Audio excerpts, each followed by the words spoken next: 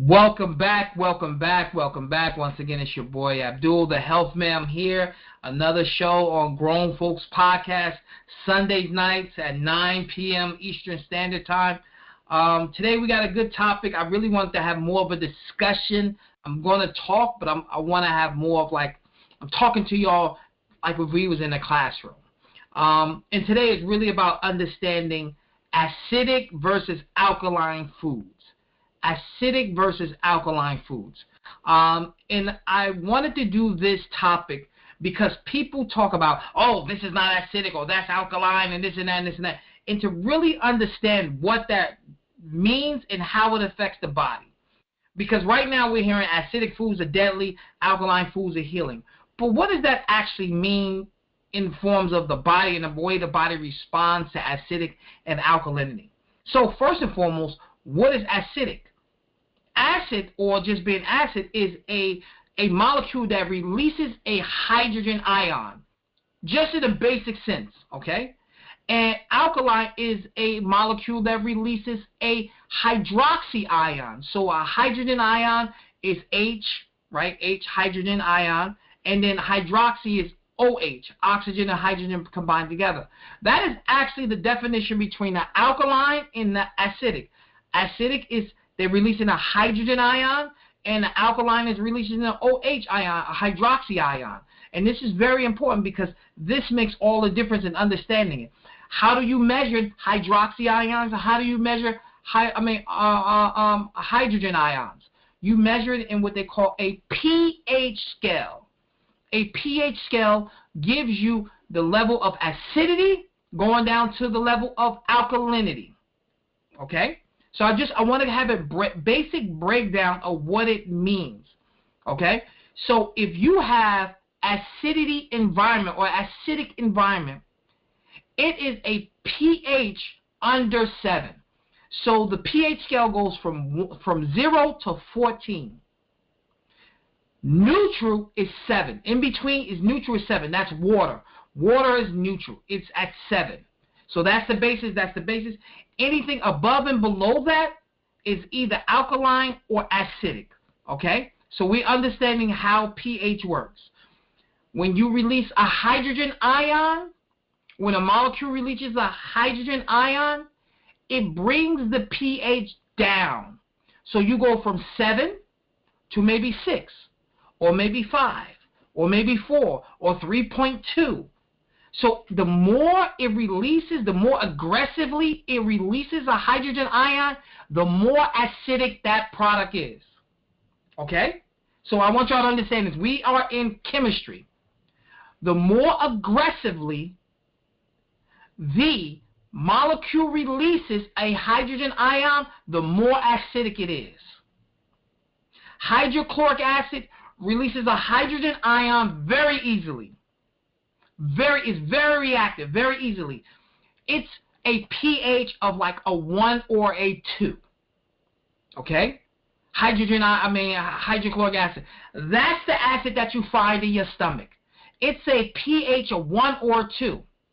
That means it releases a hydrogen ion very effectively and is very aggressive. It releases them very fast.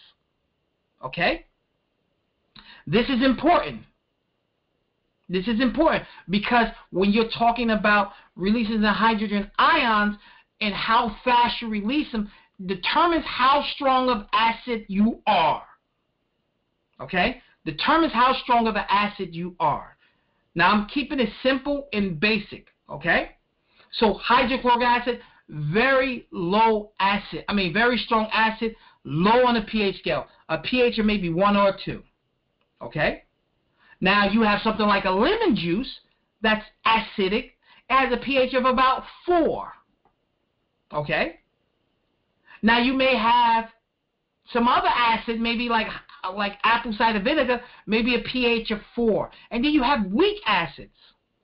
Very weak acids that may have a pH of 6.7. You know, 6.7. That means it's almost neutral, but it's still an acid. Or you have phosphoric acid that has a pH of 0. That just burns stuff up really fast. So that's what pH means. High acidic means. Now you may have hydroxy, sodium hydroxide, that's a base. That is a alkaline base. Acid and base. Those are the opposites. Acid and base. But we say acidity, alkalinity. A base is alkaline. You may have hydroxy or sodium hydroxide. We call that, in layman's term, lye. You ever heard people who do lye? They put lye on things. When back in the day, they used to have lye in perms for women to get their hair done. They had lye in perms. That is sodium hydroxide. That is a alkalining base. That is a alkalining base. It releases hydroxy ions in women's hair. It breaks the bonds, the sulfur bonds of the hair, making them lay down. Okay? So you have acid that releases hydrogen ions, and you have bases like lye that releases hydroxy ions. They range anywhere from 7.1 all the way up to 14. Something like a lye is about 12 or 13. It's really strong. You put lye on your skin, it will bubble up and burn your skin. You have very strong bases, as well you have very strong acids. Now that is the basis of alkalinity, understanding the pH scale. Now I gave you this basis so you understand what we're talking about when we're talking about acidic foods and alkaline foods. Hydroxy ions, hydrogen ions. That is the basis. And when you look at the scale on the pH scale, that is what it's measuring. When your acidic is measuring how much hydrogen ions you're releasing, when your alkaline is measuring how much hydroxy ions you're releasing. That is the pH scale. And remember, 7 is neutral, that is water. Now, understanding the actual measurements of pH, let's talk about alkalinity of foods and acidity of foods. How does it affect the body? Okay. Acidic foods, and we're going to go through the discussion of what foods are acidic and what foods are alkaline. Acidic foods, when the body takes them in, they create what they call an acidic ash. The same way when your body takes in alkaline foods, you create something called an alkalinity ash. Think of you're burning something up with fire. You're burning wood. Okay? When the fire is finished burning the material, it always leaves something called ash. It leaves an ash. This is the byproducts of things that of things that's been burnt. This is the leftover material that hasn't been volatile and been burnt. Left with smoke. It didn't leave with the smoke. This is the hard material that's left over. A lot of times this ash is mineral based. It's mineral based. A lot of this ash. The same thing happens in your body, but it's a controlled environment. You produce an ash, we call it fecal waste. Okay? You produce an ash, we call it fecal waste. And this ash is the way the body responds to acidity and alkalinity, depending on the ash. Okay, so this is one part of it, right? Now, you have this ash. Depending on the ash, it depends on the food of alkalinity, the alkalinity of the food. The pH of the body is naturally slightly alkaline. The pH of the body is naturally alkaline. The pH ranges around 7.2 to 7.4 is the body's natural pH. We are not neutral. It's naturally, that our body is slightly alkaline. It's such a small amount, very small amount.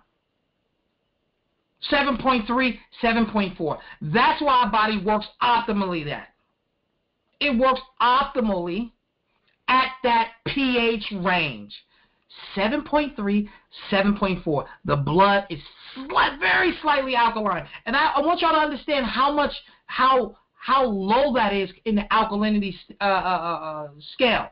Remember, 7 is neutral. That means there's no pH, no acidity, no alkalinity. You at 7.3. That's like if somebody was to come in here and take a little bit of salt and put it in your blood and say, here, it just raised your alkalinity up just by a tad bit.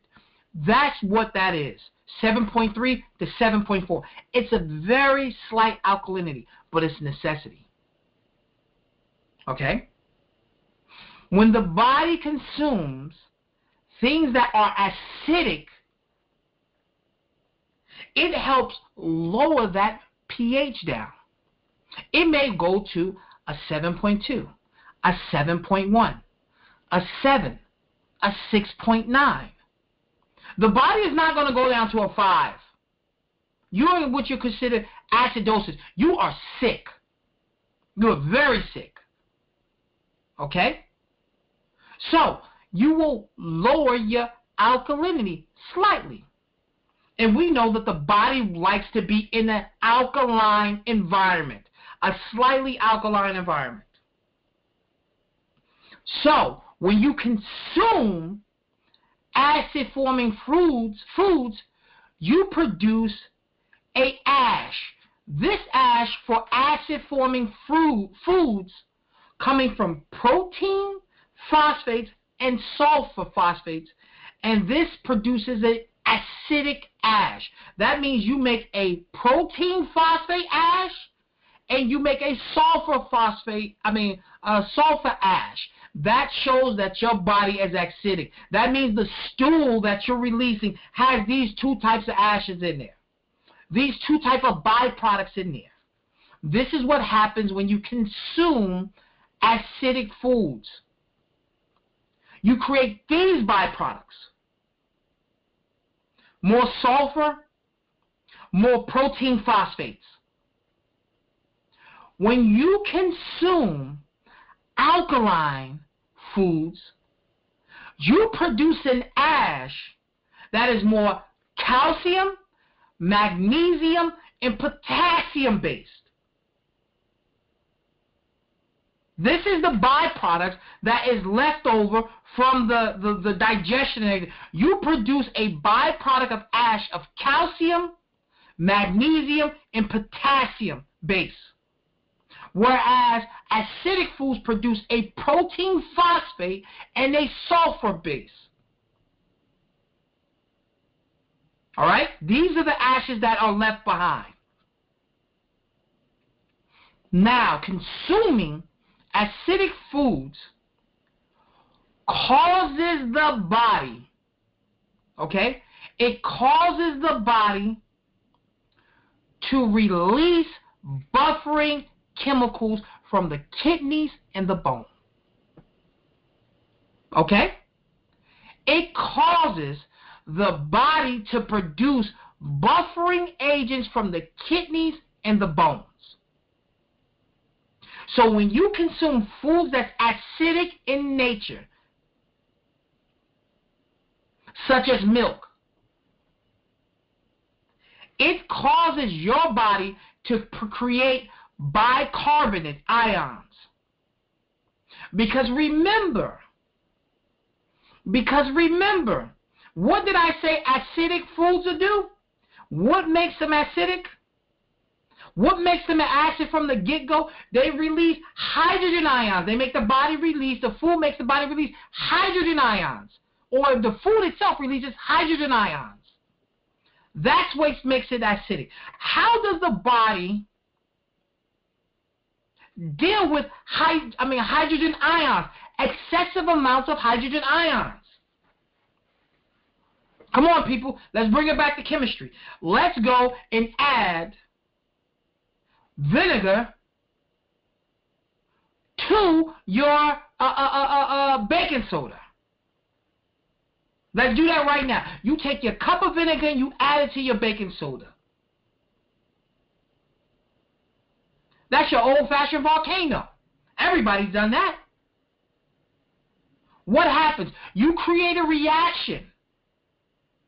It releases oxygen or gas and water. You take acid from the vinegar and you add it to a bicarbonate. That's better known as sodium bicarbonate as baking soda. Those two come together and you produce water, gas, and you neutralize it. Now, when you consume acidic foods, the body says, we got extra hydrogen ions in our body. How can we neutralize this?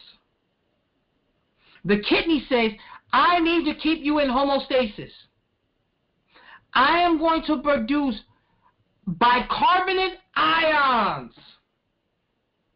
I am going to produce these bicarbonate ions. And I am going to eliminate this extra hydrogen ions in my blood. I need to buffer the acid that you just consumed, so I will release bicarbonate ions to neutralize all this excessive acid. And if that's not sufficient enough, I will release calcium from my bones to neutralize the excessive acid in my blood. Okay? Y'all getting it, okay? Y'all understanding how acidic foods affect the body. Why does it have a negative effect? Your body has to buffer these acidic foods. Your body has to buffer the acidic foods. This is why acidic foods are deadly to the body. Your body has to buffer them. And check this out. Look how wonderful the body is. It secretes sodium bicarbonate ions from the kidneys, right? You have consumed acidic foods. The body eliminates it by secreting bicarbonate ions from the kidneys. It neutralizes the acid. It binds to carbon.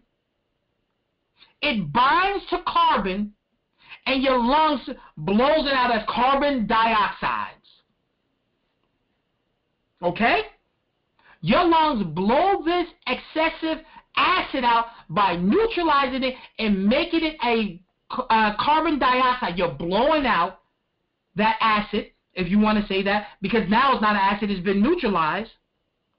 And you urinate the excesses out, too, in the form of urea. That's one of the ways the body eliminates that acidic foods. That's the way the body eliminates the hydrogen ions from the acidic foods. This is how acidic foods affect your body. Because the body has to use its bicarbonates to neutralize those acids. It's pulling vital minerals from the body to do that. You understand? It's pulling vital minerals from the body to do that. The kidney just doesn't have a large storage of bicarbonates. Oh, we got bicarbonates all around us. We got a backpack full of bicarbonates. It needs those vital minerals that the body uses to eliminate the excessive hydrogen ions out of the bloodstream. This is why acidic foods are damaging. This is why acidic foods are damaging. It pulls from the body. It pulls from the body so the body can stay in homeostasis. Now remember, the body is blood, and the body wants to be at what? pH of what? 7.3 to 7.4. So if you are constantly eating acidic foods, you are constantly pulling vital minerals and buffering agents that the body wants to use in other ways, you're using those vital minerals just to deal with the side effects of the acidic food.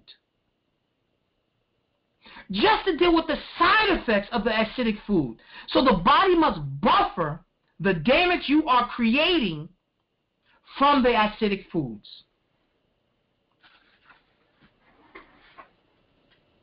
When you eat alkaline foods, what did I say it has? I said the ash is mixed of calcium, magnesium, and potassium. Your body can uptake that ash. It can utilize that. That is what you consider electric food. It's vital. It replenishes the body bicarbonates. It replenishes the body electrolytes. Remember when we talked about electrolytes? The way they discovered electrolytes is that they was actually looking through the cell, and they seen when these minerals went inside the cell and they worked with the nerve impulses, they literally produce light and electricity. That's why they call them electrolytes. Under a microscope, they produce light and electricity. They're conductors of electricity, and they produce a bolt of light. That bolt of light is the same light and the same electricity that's used in your nervous system. The impulses, the way they speak, and the way your calcium and your potassium, your sodium ion channels work. The way you have muscular movement is through these bolts of energy. The way your nervous system works through these bolts of energy. And you want to make sure your ash, not your ass, your ash has potassium, magnesium, calcium in there. That's why alkaline foods are healing to the body, and acidic foods are harmful to the body in large amounts. Because there's always, you're going to eat some acidic foods. You're not going to eat 100% alkaline. But the key is to try to do as much as possible. That is truly the understanding what acidic and alkaline foods on how they respond in the body. Did you know cancer itself produces its own acidic environment to grow? Cancer cells themselves, the rogue ones, the rogue cells of the body, cancer cells themselves make an acidic environment for it to grow. It doesn't want to produce an alkaline environment. It produces itself an acidic environment. That's telling you the enemy, your enemy, thrives in acidic environment. Your normal cells prefer a 7.3 or 7.4. Your abnormal cells, because cancer is still you, it's not something you're given, it is something that you create. It prefers an acidic environment. And when they create tumors, the environment around the tumor is acidic. It's acidic. One of the ways you can feed that environment is to continually eat acid-forming foods. Okay? Acid-forming foods. Now, you'll say, Abdul, what the heck is acid-forming foods? Okay, and what's alkaline-forming foods? So we're going to go through a little bit of it. Acid-forming foods. Acid-forming foods are your fast foods, your processed foods.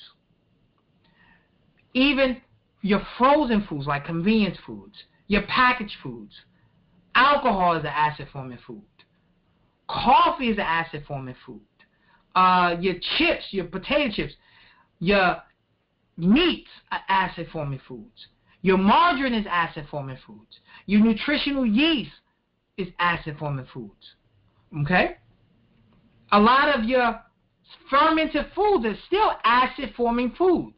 That means when the body takes them in, it goes through this whole rigmarole we just went through. Well, the body will need to, it releases more hydrogen ions to the blood. The blood needs to now reach homeostasis. The kidney releases bicarbonate ions to reduce that acid out the blood.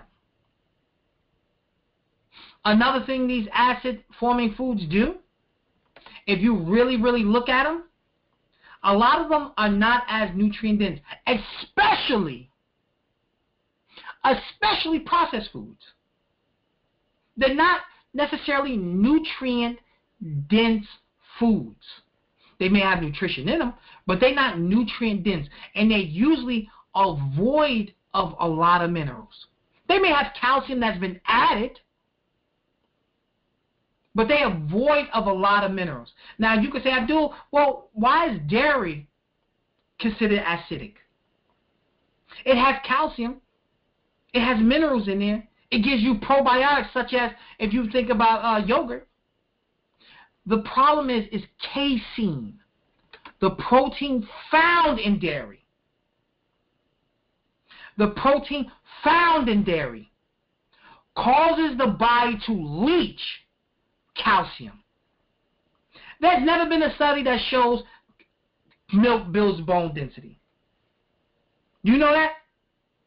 There's never been a study that shows you drink milk, you're going to have stronger bones. That was marketing.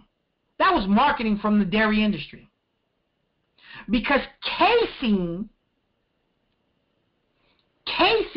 is meant to build cow's bones. That's why women who breastfeed, they secrete a protein called whey. That's right, cows secrete whey too. Check this out. Let's show the difference. When a cow, its vital function is to get a baby cow up and moving in the world as soon as possible. And it needs to gain and put on muscle and gain weight as much as possible. So the vital protein of milk is casein in a small amount of whey. Because casein is a building block for a cow. Excellent for building muscle, excellent for building tissue, excellent for helping them to build bone, all those other things like that. A mother secretes milk to her baby. The protein structure of the babies, most of the baby's protein is whey, very little casein, and a lot of fat. Because a human's job is to develop brain function first, than necessarily as much bone density as a cow. And is also to develop an immune system, as well as feed the muscle, feed the bones. But it's understood we're not meant to grow as fast. It takes us longer to grow. We don't need casein like the way a cow needs it. That casein is acidic to the body. It is also mucus forming to the body. It's mucus forming to the body. It's pus forming to the body. The body, when it takes in casein, a lot of times fights it. It inflames the body. That's an acidic food. Okay? That's an acidic food. Now you have other foods that's not acidic. You have foods that are going to reduce mucus as well as be alkalining to the body, such as arugula, such as cabbage, such as dandelion leaves and kale, and mustard greens and collard greens, and turnip greens, apples, apricots, bananas, blueberries, cherries, all organic, all fresh, black currants, figs. I could go on for days. alfalfa sprouts, tomatoes, radishes. These things are alkaline on the body. You got your kelp, your seaweeds, your sea mosses, your onions. They're alkaline to the body. They produce a potassium, magnesium, calcium ash in the body. Whereas casein produces a protein phosphate and a sulfur ash. You ever smell a person who's a pure meat eater?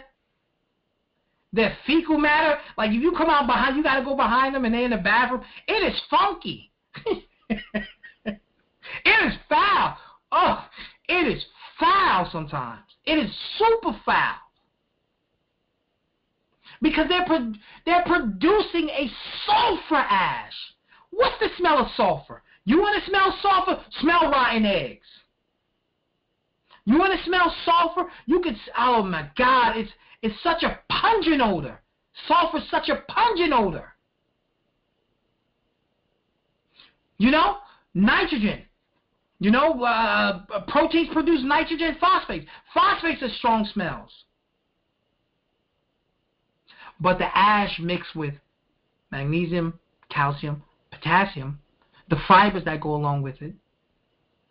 Sometimes you could go in behind somebody who eats clean and you can't even smell them. Like, damn, did they use the bathroom? In and out. In and out.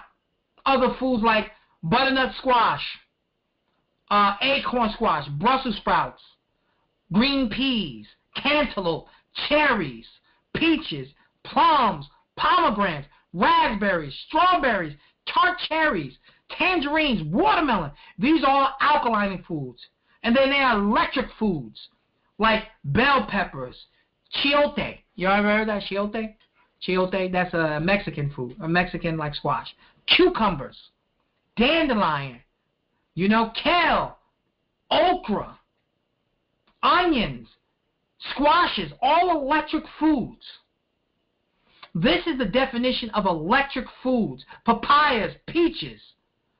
You know, you have grains like amaranth, fonio, quinoa, millet, teff, wild rice. These are electric and alkalining foods. I told you I was going to give y'all some foods that's electric and alkalining, and I was going to tell y'all which ones is acidic. These are alkalining and acidic foods. Alkalining and electric foods.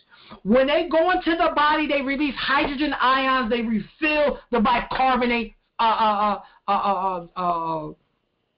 cells. You could say that. They refill the bicarbonate cells. They don't pull away from the body. Now understand, certain parts of the body need to be acidic and certain parts need to be alkaline. You don't want your stomach to be alkaline.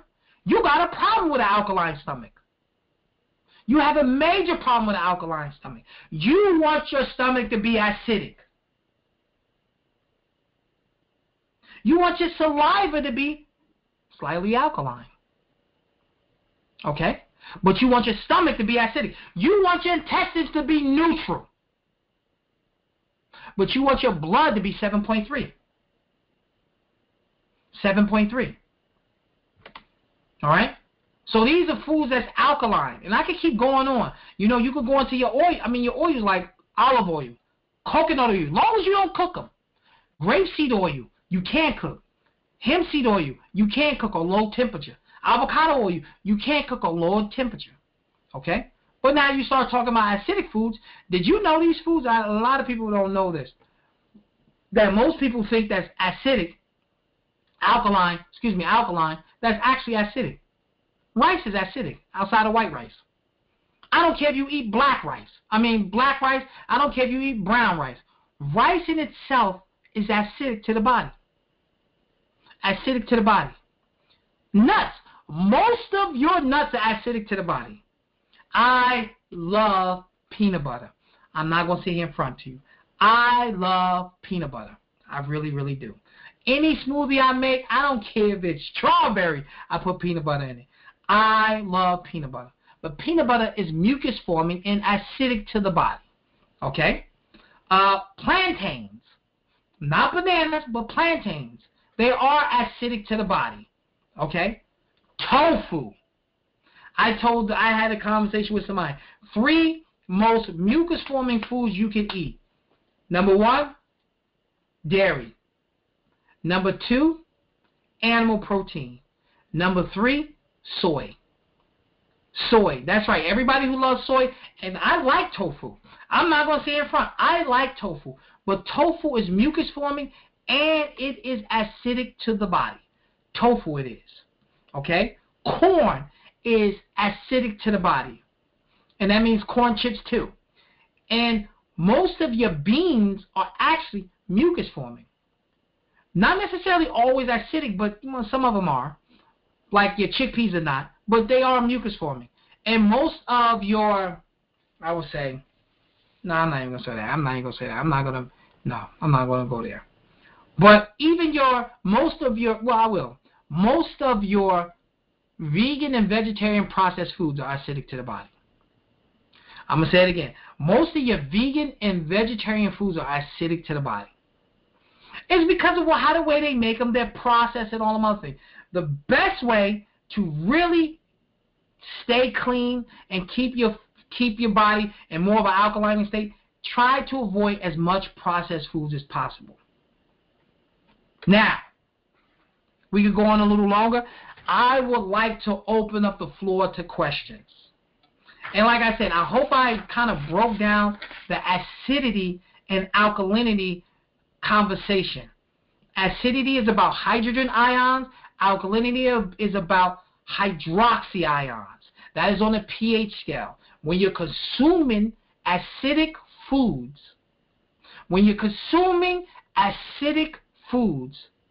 there is a process. I just want to go over this. This is the last time I'm going to go over this so we really understand this.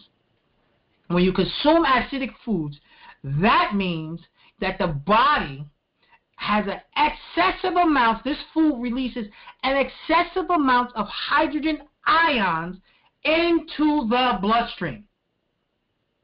Okay?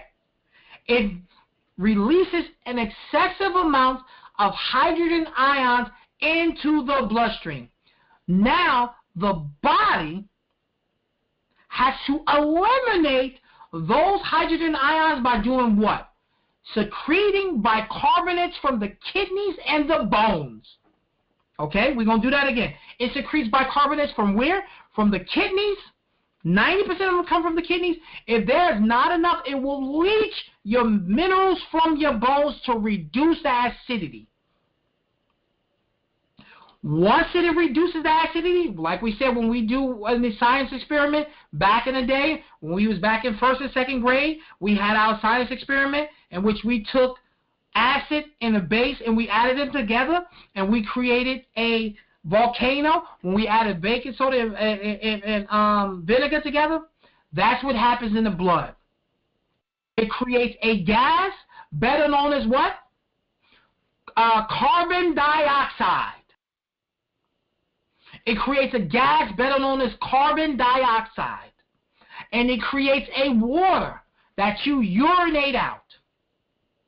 So the body eliminates the extra hydrogen ions by going through our chemistry,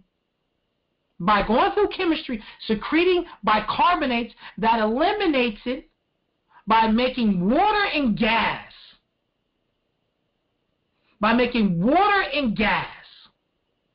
You urinate out the excess of water. You breathe out the gas in the form of carbon dioxide.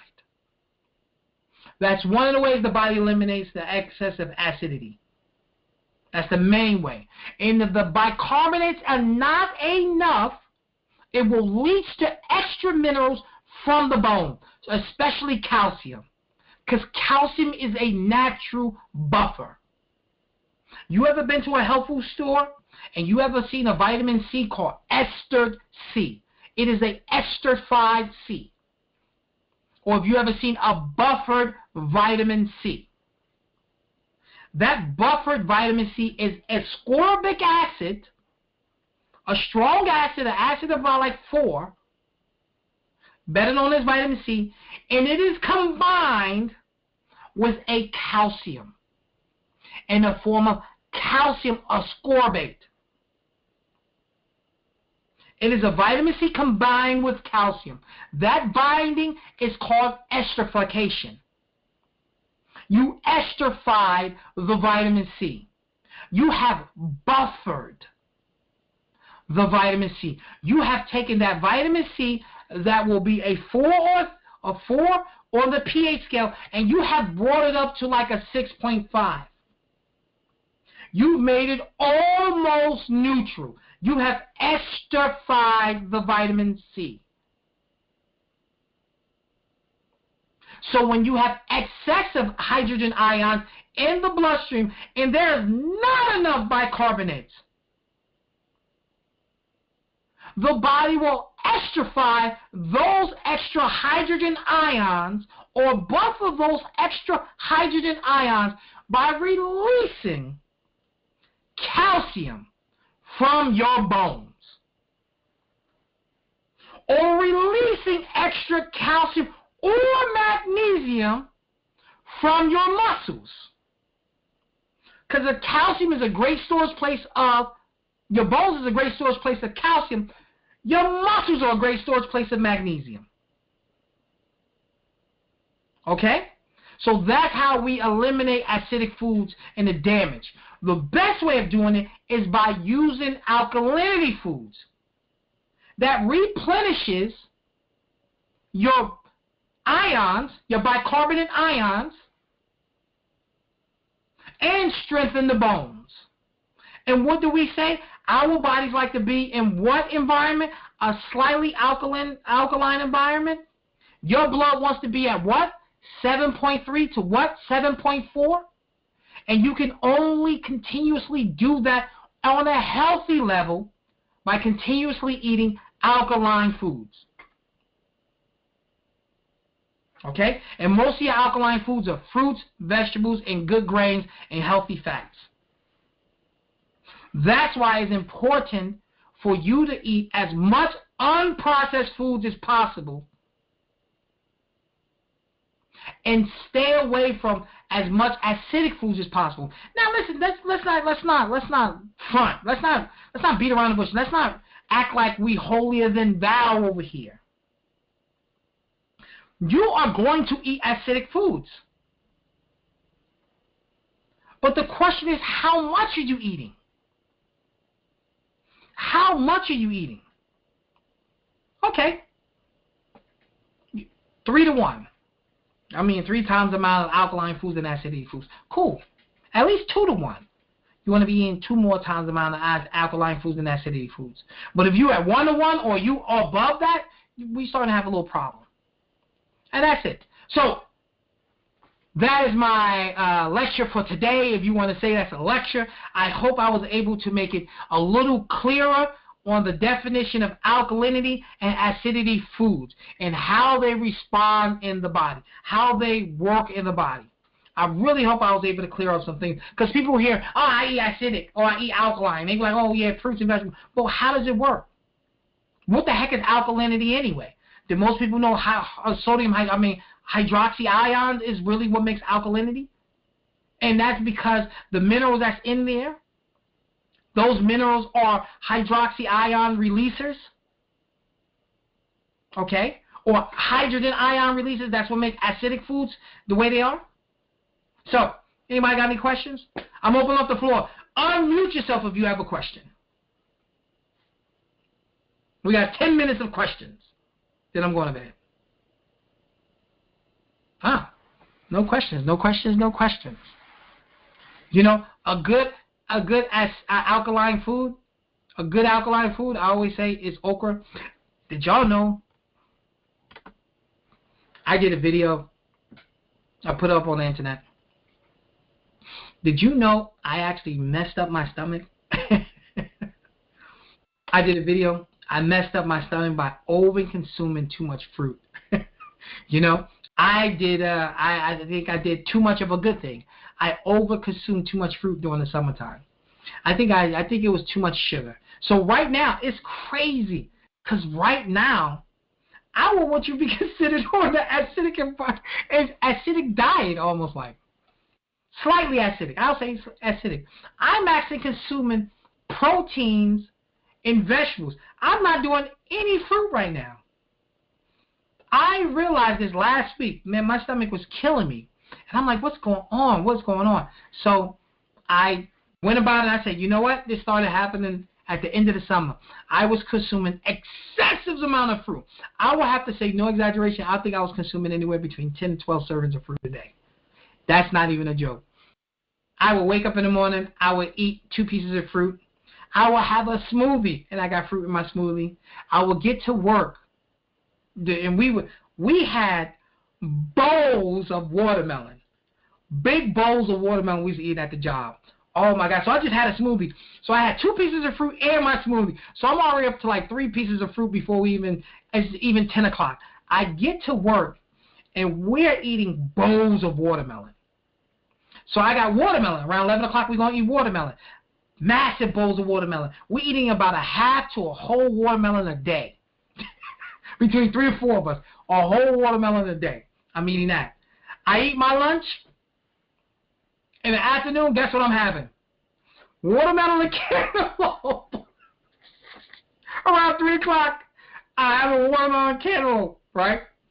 After that, I come home, I eat dinner. Whatever it's going to be.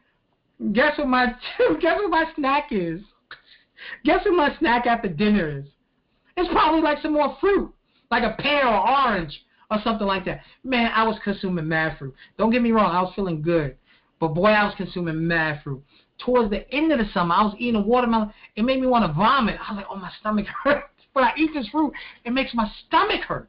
When I eat the fruit, it makes my stomach hurt. All of a sudden, I start getting nauseous. And I'm eating a watermelon. I'm like, yo, this watermelon's super sweet. But it's making my stomach nauseous now. So right now, I'm on a protein and a vegetable diet. Like, I may wake up and eat eggs, and I'll have avocados with it. I may have I'm eating more meat than I ever have. But, or I may have, like today we had a fish, and I had vegetables with it, and I did eat millet. I am eating a little millet and a little funyo or something like that. But most of it is just proteins. It could be a meat source or bean source and vegetables. That's it. And it's really helped out. The last week it's really helped out. I think I just overdid it. I think I have small intestinal bacterial overgrowth. Too much sugar and all that stuff. I think it bothered my stomach. So that's my story. But go ahead. Anybody got any questions? If not, yeah, I got a question for you. Go ahead. Question. Now, could that same thing happen with eating like too much vegetable, like too much salad, like having salads every day, or is it just no. fruit that does that? No, I think it was the sugar content. I think, like, it's not eating fruit. You got to understand, I really can't like, I was eating excessive. And that doesn't include, I was still eating carbs and all the regular carbs. I think I over-consumed too much sugar. Let's say I was only doing fruit. Then I think I wouldn't have had the problem as much. But I was doing fruit. I still had my bread. I still had my rice I was eating. I just consumed so much sugar. And I think that caused me a problem. So right now, I'm on a reverse. I'm like doing basically semi-keto-ish, if you want to say. Not really. I'm not really in keto, but I'm doing that right now just until I get my stomach right. And I'm taking some herbs to help my stomach. And I feel much better than I did early this week. I feel like 2 to 3 times better from just doing that and taking the herbs to get my stomach right. I know I'm still not there, but I'm getting close to there. But I don't see that happening with salads. I think it has to do if you abuse anything. And I abuse fruit this summer. I've never ate as much as I've ever eaten. Only time I've eaten this much, I did a cleanse back in my early 20s, a fruit cleanse. It was the best cleanse I've ever done. But I developed jock itch. I was on my 5th day, and I'm like, what the hell's going on? But I was eating all sweet fruits. And I wasn't doing no bitters. I wasn't, I didn't know at the time. I was eating all sweet fruits. That's all I was eating was fruit. I didn't eat nothing else. And I developed a jock itch from it. So I had to stop that, and then I went on an all-protein diet and taking garlic and oil or oregano, and by the 4th day it went away. So I realize my body, it may be my body. But no, I don't see that happening with vegetables. Okay. All right. All right? Well, thank you. No problem, no problem. Anybody else before we shut this down? We're going to shut this down. Chilling. Brother, do an excellent presentation. It's a good reminder, and we have to stay on this path if we want to stay healthy, because it's the way our metabolism have to take in and excrete. So it's excellent. It's right on time. Yes. Thank you so much. No problem, Sister MBI. Yes. So did they bury your brother-in-law yet? Because I was trying to find it on. Yes, they buried him on Wednesday. Alhamdulillah. Yes. I extend, my condolences to everyone. I appreciate that. Now, let me ask you, who was his wife? Oh, I don't know. Which one of your sisters? No. That's my wife's brother. Oh, your wife's brother. Oh, okay. That's my wife's brother. Okay. So, yes, he lived in Pennsylvania. Right. I met his wife maybe like twice. I knew one of his wives was his mother. He had 2 wives. Okay. Yes, because I was looking for it on Sister Howard's, Facebook page. I didn't see it, her business page. So I said, well, I don't know who the wife is, so, I was trying to figure it out. Okay. Alhamdulillah. Shukran. And extend that to your wife, especially for me. Okay, no problem. Okay, and excellent presentation. Thank you so much again. No problem. Okay. Good night to you, Brother Joe. Anybody else before we shut it down? Okay. Well, it was a good, I hope I explained acidity and alkalinity and how it affects the body and the foods. I appreciate everybody tuning in to the Health Man Show. Once again, come next week, same time, 9 p.m. Eastern Standard. We're going to be doing another great presentation. I'm hoping I can give you some more of this good information. All right, everyone. Everyone has a good night. Good night, Brother Joe. Good night, sister.